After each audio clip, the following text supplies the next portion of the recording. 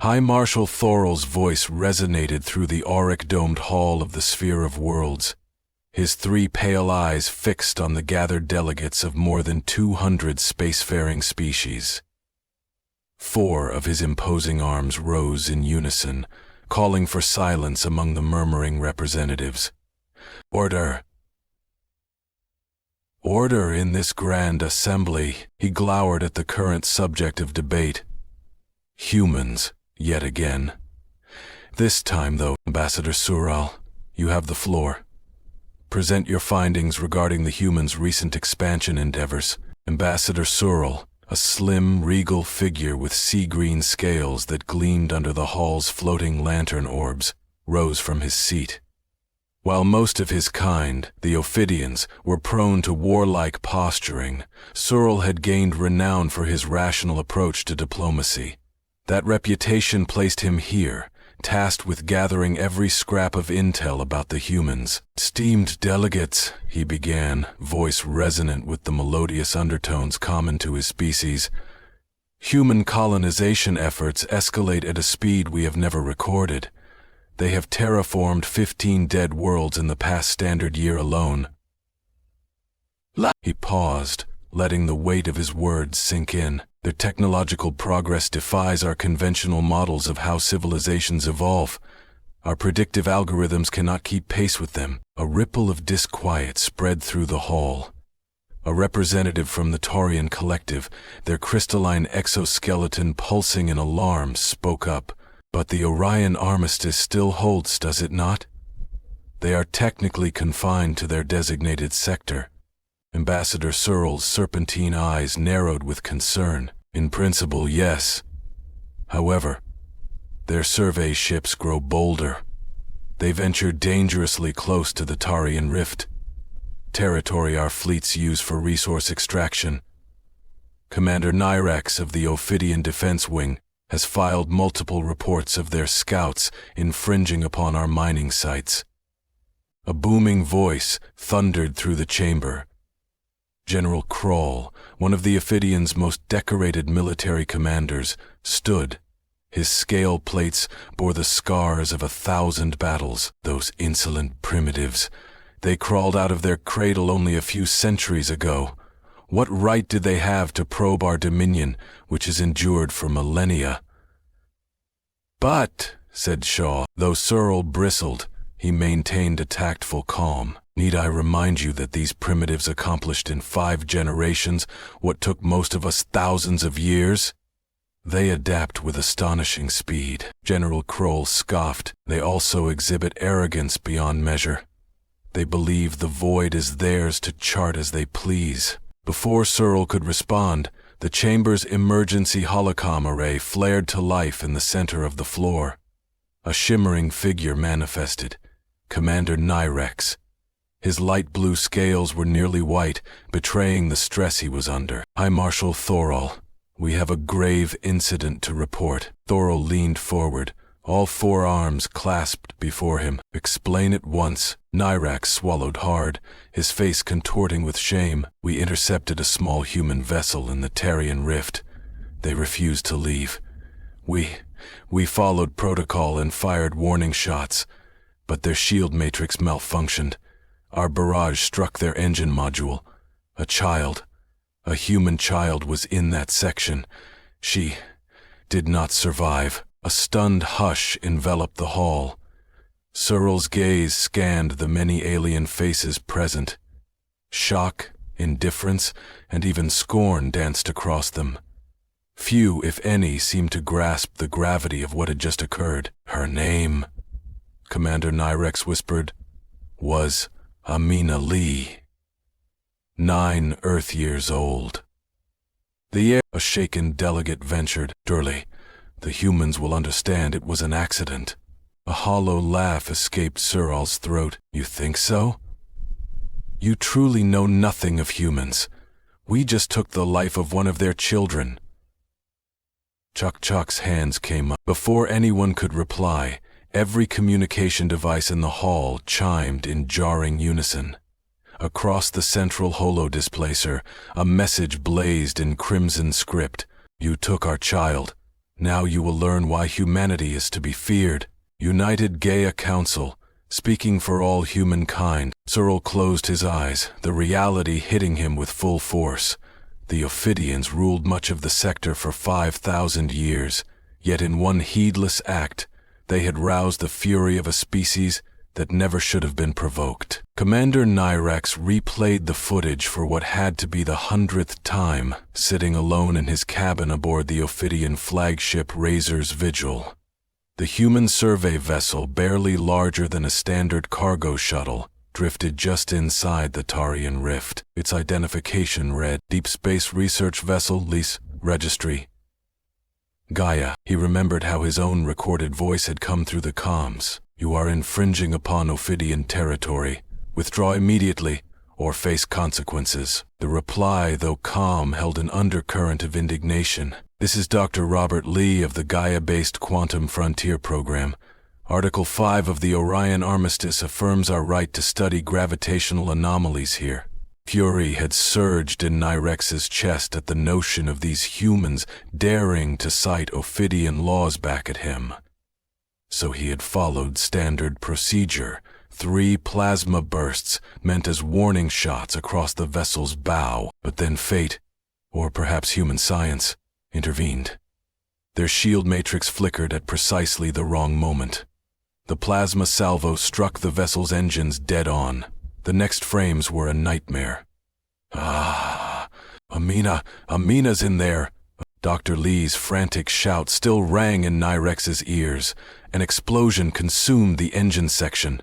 Emergency force fields saved most of the crew, but not young Amina, who had been showing off her junior quantum drive model to the ship's engineers. A new alert blinked on the comm station.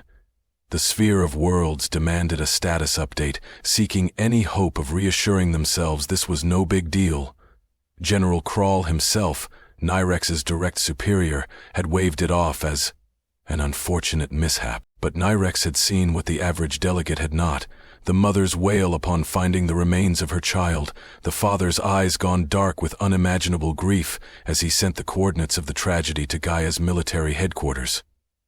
The entire human crew had fallen silent in a way more unsettling than any curse or threat. Dr. Lee's final, barely audible words haunted him most. You should have finished us all. A standard reparation package was approved by High Command, expressing the Ophidians' deep regret.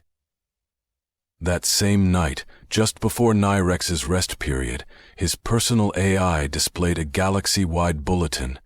Every human vessel, from freight carriers to warships, had updated its transponder to include a single line. Remember Amina Lee, age 9, killed by the Ophidians. For the first time in his decorated career, Nyrex felt true dread. The Ophidians had sorely overlooked one critical truth about humankind. They would burn entire star systems to avenge the death of a single child. The official ultimatum from Gaia arrived on all Ophidian communication bands within the hour. Blunt, unwavering, and devoid of diplomatic nuance. 5 terms were laid out. Immediate custody of Commander Nyrex and all officers directly involved in the child's death. Dismantling of Ophidian military bases within 50 light-years of any human territory. Unrestricted passage for human ships in key trade corridors. Seizure of 8,000 Ophidian-controlled worlds as compensation for the life taken. A formal, public apology acknowledging the Ophidians' crime against humankind. The sphere of worlds erupted in mocking laughter at these demands. 8,000 worlds? Unrestricted rights of passage? It was madness.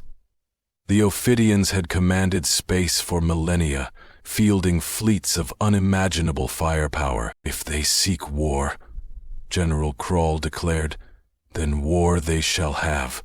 The Ophidians deployed the famed 7th Armada, 500 capital ships, each a behemoth of unstoppable might, to the border with Gaia. A stark reminder to humanity of who truly dominated the galaxy. What none of them expected was that communications would suddenly go dead, quantum relays collapsing into silence, Navigation systems failed, warships stumbled out of hyperspace into random coordinates, and orbital defense satellites spun out of control, turning on their own installations. But it had happened. Impossible. The Ophidian tech masters sputtered. Our core systems are built to withstand any infiltration. The humans are centuries behind our encryption standards. Then the second wave arrived. Swarms of microscopic machines began materializing in the atmospheres of Ophidian-held worlds. Within hours, cannons, fighters, and entire fortresses crumbled to metallic dust. Civilian structures left miraculously intact, but that wasn't the end. The third wave took the form of a gravitational distortion weapon, a void lance that slashed effortlessly through planetary shields. The Seventh Armada's pride, the dreadnought bulwark of eternity, found itself face to face with a single human destroyer, a sleek silhouette sporting painted lettering along its hull. I said, "Still no ships." The void lances floating massive weapons attached to their shield, a sleek silhouette sporting painted lettering along its hull. "Remember Amine?" A broadcast rang out on all frequencies. "We pleaded with you. We followed your rules. Our reward was the death of one of our children. Your turn to reap the consequences." The dreadnought, supposedly indestructible, was bisected neatly from prow to stern. As compartments depressurized, the last sound its crew heard was a recording of a little girl's laughter, echoing across emergency channels. Hate turned to hate. From his command post, General Kroll watched in disbelief. Humanity's technology had not been lagging behind after all. They had been waiting, biding their time, preparing for a confrontation they prayed would never arrive. A final message blinked through Kroll's failing systems. We would find new friends. That was a mere scouting detachment. Would you care to see what else we have in store? Larry. Back in the Hall of the Sphere, Ambassador Searle and the other representatives gaped at the maps. Red markers flashed across the star charts as Ophidian worlds went dark. Each new dispatch grew more dire. "We never suspected," Searle murmured, "that their scientists, their engineers, have been systematically designing counters to our every advantage. All these years." A young aide rushed in, her scales a paler shade of green than usual. "Ambassador, the humans have published a compendium of their entire arsenal. They want us to see precisely what we're up against." The display screens flickered, revealing footage from humanity's top-secret test grounds. Planetary sites larger than some starships, methodically testing exotic weapons and infiltration methods, all aimed at neutralizing the Ophidians' might. Lights glowed at the bottom of the screens on both sides of the cabin, led by ice. "This is known as Project Amina," a solemn human voice explained in the data feed. "Conceived centuries ago, when first we learned of powers like yours. We sincerely hoped we would never need it. But you took the life of a little girl, and now we have no choice." Searle frantically opened a direct communication channel with Gaia's High Council. After a tense moment, the screen revealed Admiral Sarah Noakes, her countenance set in stony determination. "Are you here to surrender, Ambassador?" she asked. Searle raised his four-fingered hands, a gesture of supplication among Ophidians. "Listen. We understand the magnitude of our mistake," he began. "We will do anything within reason." Admiral Noakes gave a laugh devoid of humor. "Where was reason when your warship opened fire on an innocent research vessel? Or when your generals dismissed the life of a child as a minor inconvenience? Your 5,000-year dominion ends now, Ambassador. The only choice remaining is how much more of your territory you're willing to sacrifice before you accept that fact." Her transmission terminated abruptly. Moments later, a dozen more star systems under Ophidian control vanished from the displays, each fortress planet obliterated with surgical precision, leaving only civilian habitats untouched. Gather every historical record on human families," Searle ordered his trembling aide. "Their parenting instincts, their concept of vengeance, their baseline moral codes, everything. The resulting data was a revelation as stark as any doomsday prophecy. Humans were unique among known species for how ferociously they protected their young. They would willingly tear down everything they had built if it meant punishing those who harmed their children. We scoffed at their patience, Cyril said softly, watching the Empire's might collapse sector by sector. We believed it weakness. We were fools. Ophidian pride was in tatters, but still they refused to capitulate. In desperation, the High Command unleashed its doomsday device. The Sunbreaker, designed to force stars into supernova. The ultimatum: yield to Ophidian rule once more, or we obliterate entire solar systems. Gaia's response arrived within minutes, not as warheads, but as mocking laughter. Admiral Noakes's voice rang on every Ophidian channel. Did you imagine we hadn't foreseen this? Look up, and so they did. Above each Ophidian planet, stealth satellites shimmered into sight, previously hidden from every sensor the Empire possessed. Each could quarantine a supernova inside a pocket reality, neutralizing it like it was nothing. Ambassador Sural tore through the corridors to present humanity's latest terms to the sphere. His normally regal stride was gone, replaced by urgent desperation. They will accept our surrender, he announced in a near whisper, but their conditions... The new demands blinked into life on the Assembly's main display. For every lost day of Amina Lee's life, one Ophidian colony would be ceded to Gaia. For every tear her parents had shed, a major Ophidian military base would be dismantled. For every dream she might have had, an oppressive imperial statute would be struck from the law books. A subdued hush fell over the delegates. General Krall, battered but still present, sank into his seat. How many tears? How many dreams? Cyril's voice trembled. They've calculated precisely. They recorded 9,321 tears and estimate 8,6,000 potential ambitions Amina might have fulfilled in a typical human lifetime. Flicking through the details, he found one final clause. They also require all Ophidian children to be educated alongside human children, under something called the Amina Lee Interstellar Education Program. They claim that only through shared learning will we remember never to repeat our mistakes. In a unanimous vote, the sphere agreed. Partially through abject terror, partially through a dawning realization that the humans weren't simply annihilating them. They were reshaping the entire galactic order.